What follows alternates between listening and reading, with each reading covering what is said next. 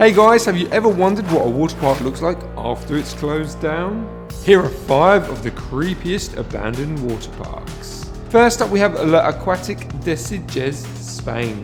The Aquatic is only a half an hour drive from Barcelona. It's more famous now for its derelict state than it was when it was open. It only lasted 2 seasons and it had to close down due to a lack of funds to keep the park open. But it does have an urban legend surrounding it. It was reported that a child had been sucked underwater in the wave pool. The site has now been taken over by skaters and graffiti artists, and even the odd fashion shoot and music video. Now we have Wild Waters in Idaho, USA. What was once the perfect family getaway is now a derelict wasteland. The park closed at the end of summer in 2009. This was due to other parks opening up around Wild Waters, offering cheap tickets, indoor pools and new attractions. At its peak, this park would have 1,600 visitors per day. The final nail in the coffin is when they closed the park for renovations. But the costs outweighed the money that the park was bringing in.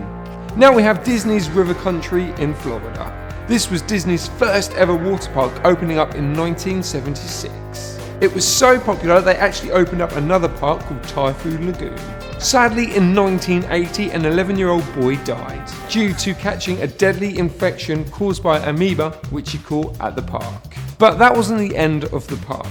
Numbers did dwindle, but it wasn't until the September the 11th attacks when numbers dropped off, forcing the closure of the park due to no one wanting to travel.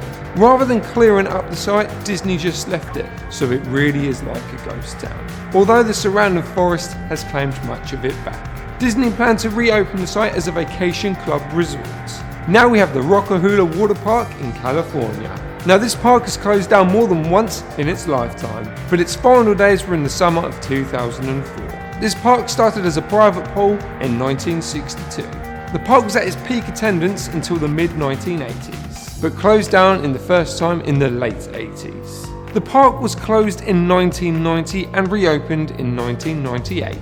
Under the new name Rock-A-Hula. Sadly, in 1999 an accident happened to an employee. They were awarded $4.4 million in damages, which means eventually the park had to file for bankruptcy. The site was sold again in 2001, renovated and renamed.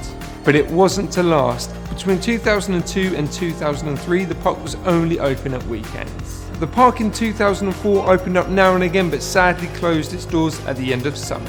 Now we have Prudhomme Landing, Wet n Wild, Ontario, Canada. This Canadian water park closed its doors at the end of summer in 2002.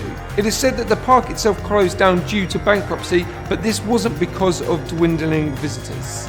It's been stated that the parks had numerous accidents involving staff and visitors, which resulted in lawsuits. It's also said that they bribed safety inspectors. This also added to money issues. But that's not the end of the story. Since its closure, there's been reports of paranormal activity. Apparitions of former visitors who have had accidents have been spotted dozens of times. And even of a young boy standing near a tilt-a-whirl. It is said that the water park has a large amount of dark energy.